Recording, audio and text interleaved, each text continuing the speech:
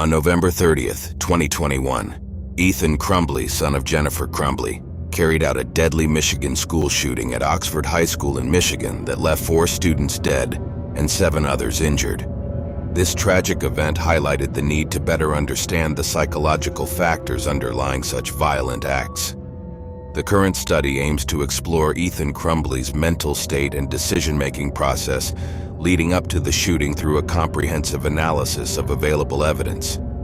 Potential warning signs, motivations, and the interplay between mental illness and other stressors are examined. The findings offer insights into addressing and preventing similar tragedies going forward. School shootings devastate communities and raise difficult questions about what drives someone to commit such a violent true crime. The November 2021 Oxford High School shooting was no exception. 15-year-old Ethan Crumbley brought a 9mm Sig Sauer handgun to school and opened fire, killing 4 classmates and injuring 7 others before being apprehended. This tragic event underscores the importance of understanding the psychological factors that may contribute to such acts of targeted violence. The current study aims to explore Ethan Crumbley's mental state and decision-making process, leading up to the Oxford High School shooting through a comprehensive analysis of available evidence. Potential warning signs, motivations, and the interplay between mental illness and other stressors are examined. The findings may offer insights into addressing and preventing similar tragedies going forward.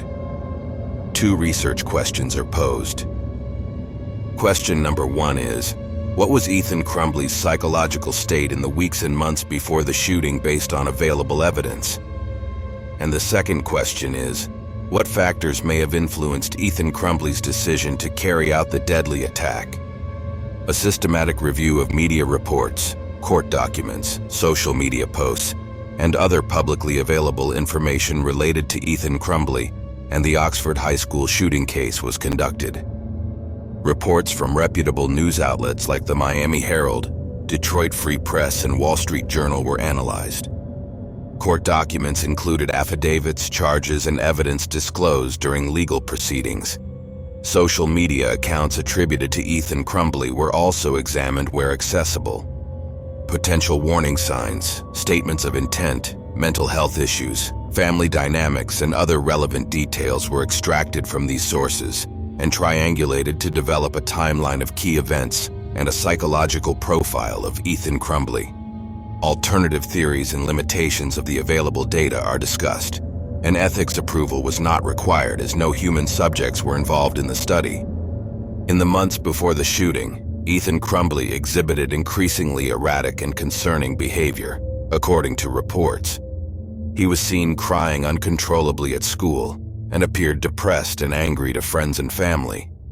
In May 2021, he posted on social media about wanting to shoot up a school. Court documents revealed that in September 2021, Ethan was brought to counseling regarding depression and thoughts of self-harm. He also reportedly told a teacher in October that his family was struggling with their home being under attack, though the meaning of this statement is unclear. In the week leading up to the shooting, Ethan posted about bullets on social media, and his mother purchased the handgun later used as his birthday gift. On the day of the shooting, a teacher observed Ethan searching ammunition on his phone. He was summoned to the guidance counselor's office but refused to talk, instead drawing a disturbing picture that included a gun, blood, and the words, "The thoughts won't stop, help me." He was allowed to return to class. Ethan was exhibiting concerning behaviors for months like crying at school, depression, anger. His internet search about ammunition the day of the shooting suggests a deteriorating mental state that parents did not address. Failing to follow through on school recommendations for counseling denied Ethan evidence-based intervention during a critical period. This likely contributed to his psychological decline leading up to the shooting. Purchasing the gun as a gift without securing it from a mentally unstable child showed a lack of judgment that directly endangered Ethan's well-being and public safety. Easy access enabled the violence. In the Jennifer Crumbley trial, prosecutors alleged Jennifer and James Crumbley's actions went far beyond criminal negligence and rose to the high legal standard of gross negligence required for manslaughter. They ignored signs of Ethan's instability and distress, did not secure the gun and resisted school officials' efforts to help Ethan just hours before the shooting. Their conduct allegedly created an unreasonable risk of harm and death, directly contributing to the foreseeable consequence of Ethan using the gun at school to harm others. In addition to the 4 counts of involuntary manslaughter they currently face, Ethan Crumbley's parents could potentially be charged with other criminal offenses based on the evidence. Child abuse, neglect. Prosecutors may pursue reckless endangerment of a minor charges if they can show the parents' actions presented a serious risk of harm to Ethan's mental physical health. Neglect encompasses failure to address known medical psychological issues, contributing to the delinquency of a minor. Providing a gun to a mentally unstable 15-year-old without securing it could qualify as contributing to unlawful dangerous conduct. This charge carries felony penalties. Involuntary commitment offenses. It's possible charges related to resisting obstructing involuntary commitment efforts could apply if parents prevent the school's attempts to help Ethan in the hours before the shooting. Weapons law violations. Storing an unsecured firearm accessible to those ineligible to possess one, such as a minor struggling with mental illness, may allow charges under Michigan's firearm storage and safety laws.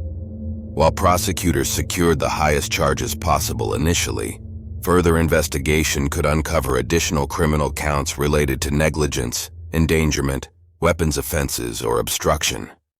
Much depends on the full scope of evidence as the legal process continues to unfold in this tragic and complex case.